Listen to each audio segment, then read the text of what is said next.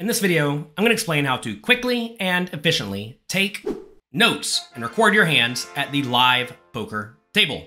You may ask, why do I need to do that? Well, so that you can study. It is vitally important that you study poker away from the table if you want to have any chance of success in 2023 or later. The days of just showing up and playing and crushing your opponents because you're so much smarter than them are long gone. You have to do some work. So you need to write down your hand so that you can get feedback from your poker friends and other players who are better than you. And a great place to do that is in the Poker Coaching Discord. People are literally there right now working on their poker skills. And if you're not, maybe you're getting left behind. You also want to make sure that you're making efficient use of the time that you have with a poker coach and with a game theory optimal solver. I realize that private poker coaching is pricey. So you want to make sure that you make very good use of that time. We have a lot of coaches available at pokercoaching.com/private who will improve your skills a lot, and they'll improve your skills way faster if you give them good, clean information to work with. You'll also, by taking notes, learn how to think far more clearly about poker hands in general. You're not going to think about all of the nonsense that clouds people's minds that results in them not playing well. Things like, there are 800 players left in a 1,000-person tournament. It just doesn't matter because you're very early in tournaments. It's irrelevant. It's a normal scenario. Or average stack is 56 big blinds and I have 42 big blinds. Doesn't matter. You need to learn to get all these things out of your head. Just because you can make a stat for something or some information is available does not mean it is relevant. And a lot of information that many people think is relevant at the poker table just is not. Information. It's also important to realize that your memory is not as good as you think it is. I've played poker with a lot of people, I've talked poker with a lot of people, and I've only met literally 2 or 3 people with a perfectly photographic memory. And most people get hands wrong completely. Even if you are pretty good at remembering your hands, over time, you're going to inevitably forget some aspects of the hand, and that's not good. You'd rather be precise than not precise. So, how do you take notes? Well, online, you can use a program like Hold'em Manager or Poker Tracker to record every single hand that you play. If you're not doing that, you are messing up. You need to go get one of those programs right now, okay?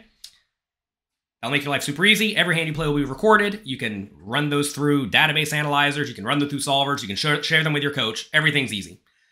In live, though, you don't have access to these tools. So you have to find ways to quickly record all the relevant information about the hands that you want to study later. So you must find a method of shorthand that lets you write down all the important information about the hand while the dealer is shuffling the cards, which is very, very important. If you cannot write down your hand in about 30 seconds or less, the card is going to be in the air and you're going to be back in the action. And you do not want to be holding up the action because you're writing down the hand, and you want to make sure you're paying attention to the action that the players are taking in the next hand. So you need to get very, very quick about writing down your hands. And the method I'm going to share with you lets me write down hands in about 30 seconds or less, which is all the time you have. When you're playing live, there are some apps on the market that say they help you take notes quickly. I found for me personally, either a physical notepad that's not that big, it's maybe this big, is good, or also just the note file program on your phone. That's also good. With either of these, you're going to have to practice. A great way to practice is to watch live poker streams on TV or on your computer. And after the hand is done, write down what happened in the hand. And if you can do that, by the time the next card's in the air, or the next hand's running, right, you'll be able to do this in the live poker arena. Also, practice in the live poker arena until you can write down hands very quickly. Practice will make you way, way better at this. So here's how I take notes. This is how I would take notes in a physical note file. Or note file. A notepad? What is a notepad? Does anybody even know how to write anymore? I mean, I'm like probably the only person with a pen on my desk. Nobody has pens anymore. Okay. You must record a few things in order to have the information you need to analyze a hand later. First, you need your hand. You need to know what cards you have. Next, you need to know your stack depth, or the effective stack depth if your opponents are shorter than you. Next, you need to know the blinds, and then you need to know your position So at the top of every page in a notebook, I would pre-write this before I would go to the casino on all 500 pages of the notebook. I'd write HSBP because these are things that I, Jonathan Little, tend to forget to write down after the hand. And if I'm forgetting to write them down after the hand, you probably are too. And these things are vitally important. Next, what do you need? Well, you need to know all the relevant action in the hand as well as the board cards, and perhaps also some reads on your opponent. So let's take a look at this hand we have here. Here we have H, ace of spades, ace of diamonds, S, 20,000, B, 50, 100, and P, second. Now look, in terms of positions, you need to find a shorthand for positions that work for you. I don't use second anymore. I've changed my recording strategy since I took this photo 10 years ago. Now we have big blind, so BB, small blind, SB, button, B, cutoff, CO, hijack, HJ, low jack, LJ. Then we have UTG7. This would be under the gun if there are 7 people at the table. UTG8, UTG9, UTG10. Those are the positions. Anytime I'm going to reference those positions at any point, I'm going to be using those shorthand, that shorthand. So let's take a look at this. Here we have I, 300. What does this mean? This means that I raised to 300. That means the people before me folded. It's presumed they fold. If they limped, I would need to write that down because that would change the situation, right? So I make it 300. Lag kid calls B. Means lag kid calls on the button. Lag means loose aggressive.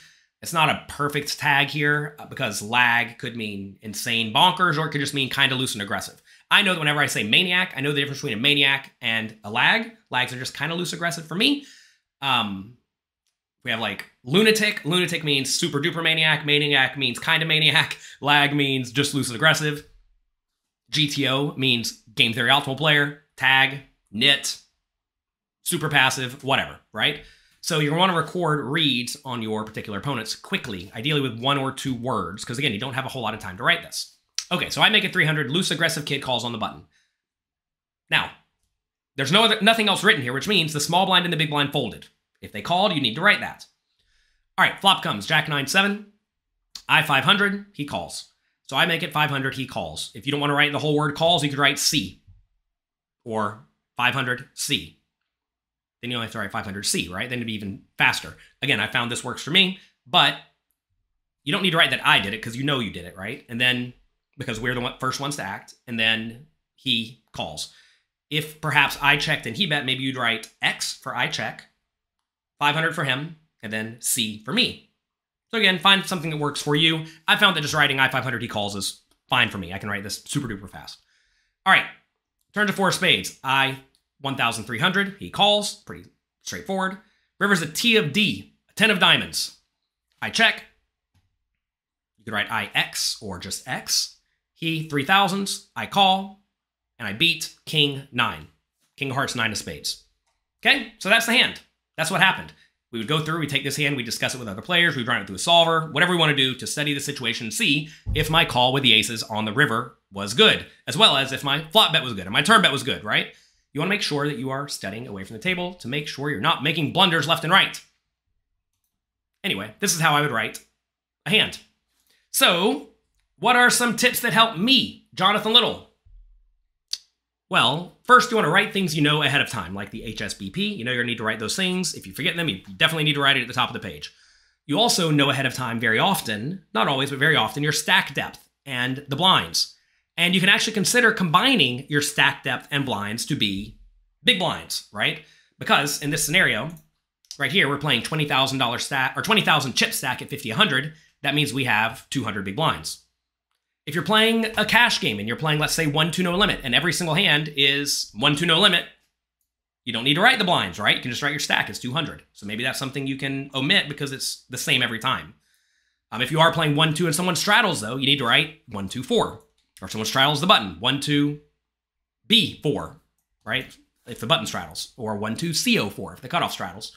So you want to figure out some sort of shorthand that will let you write that stuff at the top of the page because it's definitely relevant. If you're playing a stand-up game or a bomb pot, again, you need to write all that stuff in some shorthand that works for you. If you're playing in a tournament and you're near the bubble, say 17 divided by 20. I mean 17, or you're 17th out of 20, and let's say 12 pay. 17 divided by 20, 12 pay. or something like that, or 12 remain. Again, the fact that you're 17 out of 20 doesn't necessarily matter, but again, you want to write the stuff that is relevant to your exact scenario, whatever that means. Okay, next, I have found that for me, writing down the turn and river action first is pretty beneficial, and especially the bet sizes, because these are things I often forget. So essentially, I, personally, write down a lot of hands backwards. I write the river action, turn action, flop action, pre-flop action. And that's because I can go back and easily figure out what happened to pre-flop, right? Usually pre-flop, especially in games against good players, it's raise, call, or raise, 3-bet, call. And most people use standard-ish sizes, so raise to 2.5 big blinds, 3-bet to 7 big blinds, call. You don't, like, that's easy, right? Whereas what happened on the river, I checked, he bet 37.25, I made it 10,800, he called. Like, that's something at least I kind of have to think about. Also, I write down the board cards. All right, the flop, the turn, and the river first, almost always, because those are things that I forget. I especially found that I forget suits very quickly if I don't jam them onto the paper or into the note file. Like I discussed, you want to develop a list of player types that you understand so you can quickly give yourself reads about your opponent after the fact with just 1 or 2 words. And again, I cannot make it any more clear. You need to focus on what matters. Do not focus on nonsense. If you're mad that the dealer dealt the cards at you funny, or if you're mad because the cocktail waitress has not brought your drink as fast as you would like it, like, things like this are just asinine. So many people come to me with hand histories like, I was annoyed because the dealer was mean to me and I raised it up pre-flop with aces and somebody called. Well, who, right? Flop comes 9-6-3. I check. The turn's a 6 of spades. They bet and I call. Like, this is nonsense, right? Like, how much? River comes. I check. Or they check. I bet. Small. How much is small? And then they raise. And then I go all in because I'm mad. And then they call and I lose. Bad beat, huh? Like, all of this is just nonsense. And that is how a lot of people, check the comment section below, write down poker hands. And that's not good. You want to make sure you are clear, concise, and logical. And I think one of the reasons I can think pretty clearly at the poker table, even when things are inevitably not going great, is because I'm thinking with a nice, clear, easy structure. So let's practice. Top of your page, HSBP. Let's go through a poker hand. Okay, what are we playing? We're playing 1-3 no limit. If I was playing 1-3 no limit, I would already have that at the top of the page, and we have $300, and so does everyone else, so I'd already have that at the top of the page. If I was playing 1-3, I'd actually just have 100 BB, right? All right, folds around to the cutoff. Cutoff makes it 10. We call queen 10 of spades. Flop comes 9, 6, 4, spades, club, diamonds. We check.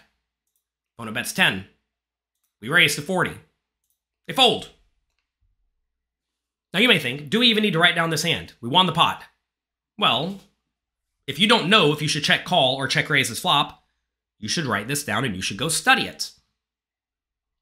So unless you definitively know the right answer here because you studied it ahead of time, you should probably look into the scenario because one play is going to be a little bit better than the other. So let's go write down the hand. 9, 6, 4, spades, clubs, diamonds. So I'm telling you what I would do right here. Like I said, 9 of spades, 6 of clubs, 4 of diamonds, 9 of spades. Can't type. I have a giant microphone right in my face, so it's kind of hard to type with a giant microphone right in my face. All right. He 10, I 40, he folds. Okay. Cut off 10, I call. And then we have our hand. Queen 10 SS. You want to make sure spades and not just S because it's just S. You don't know if it's suited, right? Always be very precise. Stack is 300. We would have pre-wrote that. Blinds are 1-3. Position is big blind. And this is our hand. Cut off raise to 10. I call. Flop comes 9, 6, 4. Spades, clubs, diamonds. I check. That's presumed. In deep stack cash games, I'm not going to be leading very often at all. If I did, I would obviously write I bet, or I lead even, perhaps, to make it sure it's really clear to me. So he 10, I 40, he folds. And then we would take that, we would share that with our poker playing friends, our coach, we would run it through a solver, and we would get feedback about if that is a good play. And that's it. That's the hand. You see how quick I typed it, even with the giant microphone in my face. And you can do this too in your phone. You're done. And that's important. Now you may ask, should I be writing down every single hand that I play? And the answer is no. You don't need to be concerned with, I got the 7-4 offsuit and I folded. Some people think I need to write down how many hands I'm playing so I see if I'm lucky or not lucky, or if I'm getting a fair shake of cards. You got to realize that there's a lot of variance in poker. There's a lot of variance in a short run of cards. And sometimes you're going to get good cards and sometimes you're not. And that's okay. And it doesn't matter because we all get the same cards in the long run. Sometimes you're going to lose with all your good hands. That happens. Sometimes you're going with all your weaker hands. It's going to happen.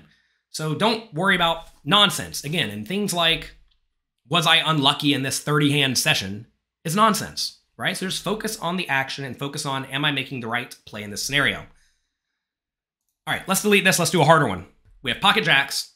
We're playing 1-2. We're $350 deep. Ideally, I would have something like that written down ahead of time.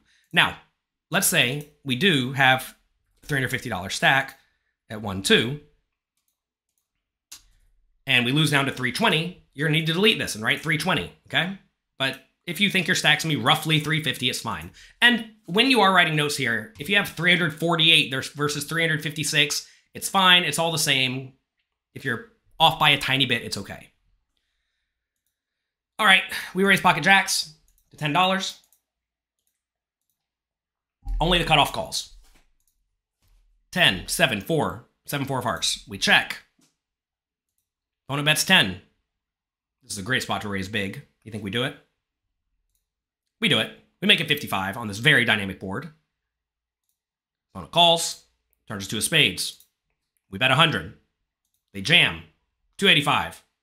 We call. They have ace 2 of hearts. We win. So, 10 of clubs, 7 of hearts, 4 of hearts, 2 of spades. I 100, he 285. I call, beat, ace 2, heart, heart. I check, he 10, I 55, he calls. And then pre-flop, I 10, cutoff, calls. My position is UTG, what were we, UTG 7, something like that. Yeah, so here we have big blind, small blind, button, cutoff, hijack, low jack, under the gun 7-handed, under the gun 8-handed. We're under the gun 7-handed, right? Then my hand, jack of spades, jack of clubs. And you see how we typed that out pretty quickly. And the fact that I wrote the board first was very helpful because otherwise I wouldn't have remembered it. And the fact that I wrote this river action first was probably helpful because I probably also would not have remembered that. Notice here, I don't write what the river came because it doesn't matter, right? We get it all in at this point. This is all that matters. The hand is over. We are going to cash out our equity against this hand. And that's it. Here's the hand. We wrote it down. Now we would go back and we would study the spot. Should we check the flop here? Or should we just bet it every time? Should we check raise huge or check raise small? Or check call even, right? Also on the turn, should we bet and call it off or should we bet and then fold? Don't fold here. There's a lot of draws available. But should we? And that's something that you want to make sure that you are actively studying. So you see how we have written this hand, again, pretty quickly. And this was a relatively long hand. Again, if there was different action, let's say we were in the hijack seat instead, right? And let's say 3 people limped. Well, which 3 people? It's important. Let's say UG8, UGG7, low jack limps, I10, cutoff calls, and let's say low jack calls. So what does that mean to me? What does this mean to me here? That means under the gun 8 limped, under the gun 7 limped, the low jack limped, I made it $10, the cutoff called, the button folded, small blind folded, big blind folded, under the gun 8 folded, under the gun 7 folded, and then the low jack calls, right? So essentially, if I don't write that you're in the pot anymore, it means you folded at that point. Flop comes, I check, I wouldn't say he anymore, I would say cutoff, bets 10. Then let's say I55. What does I55 mean? That means not just that I made it 55, it means that the low jack folded. Okay? So anytime I don't list the person in the hand anymore, it means they're not in the pot. If the low jack called or re-raised or whatever, we would need to write that. So make sure that you are always keeping very precise notes on what your opponents actually do in these scenarios, and that's going to go a long way to helping you take good, clear, concise notes. So that's it for today. Hope you enjoyed this video. If you did, click the like and subscribe button down below. I know this is more of a nuts and bolts. How do you just actually do something that a lot of people fail to do? But I do think this is an important skill that you need to learn if you want to really take your poker game to the next level. If you have a friend who's struggling at poker, who cannot recount a poker hand to save their life, help them out. It's going to make one a little bit better at poker, but send them this video so that they stop telling you bad beat stories by saying, I can't believe what happened. I just got it all in on the turn, and the opponent had 9-7, and I had aces, and I lost. Without telling you the board was 9-9-7-4-2. Help him out. Throw him a bone. It'll be good for everyone. And it's practice. What I want all of you to do, go find a poker stream right now, watch a hand, and write the hand down in the comment section below. Get some practice. It will take some practice to get to where you can write the notes quickly, but once you do get to that point, you're going to think about poker way more clearly, and you're going to have way better study material so that you can study with your friends, your coach, your peers, and that's going to make you a lot better. Good luck in the games. Have fun. Thank you for being here, and I'll talk to all of you next time.